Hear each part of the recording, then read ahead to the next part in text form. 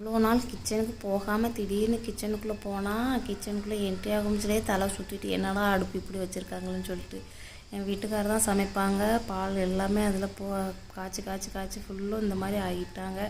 So அவங்க வேலைக்கு போய்ட்டு வந்து வீட்டு வேலையும் பார்க்கணும். அதனால் சரி இன்றைக்கி நம்ம கொஞ்சம் எந்திரிப்போம்னு சொல்லி எந்திரிச்சு அந்த அடுப்பை மட்டும் க்ளீன் பண்ணுமோன்னு சொல்லிட்டு க்ளீன் பண்ணேன். ஒத்த ரூமு தான் இருந்தாலும் அந்த அடுப்பு பக்கத்தில் விடவே மாட்டாங்க. நீ ரெஸ்ட் எடுன்னு சொல்லிட்டு விட்டுருவாங்க. கொஞ்சம் உடம்பு சரியில்லாத காரணத்தினால ஒரு 3 months அப்படியே பெட் ரெஸ்ட்டாகவே இருக்கேன். ஸோ அதனால் இன்றைக்கி நம்ம நமக்கும் மனசு இருக்கலாம் அப்படின்னு சொல்லிட்டு அடுப்பு பக்கம் போனால் அடுப்பு ரொம்ப கன்றாவே இருந்துச்சு. அதை ஃபஸ்ட்டு நல்லா கையில் இருக்க எல்லாத்தையும் போட்டு சுரண்டி எடுத்தாச்சு.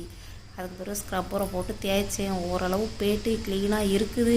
எனக்கு என்ன ஆட்டம் ஆட போகிறோம்னு தெரில, யார் க்ளீன் பண்ணான்னு சொல்லிட்டு. சரி எதையாவது சொல்லி ஐடியா வாங்கிட வேண்டியதான் அப்படின்னு இப்போ கீழே பார்த்தோம். குனிஞ்சு பார்த்தா கீழே அவ்வளோ பாத்திரத்தையும் கழுவி அதில் பக்கத்துலேயே போட்டிருக்காங்க. மேலே இருக்க இதுலேயும் வைக்கல.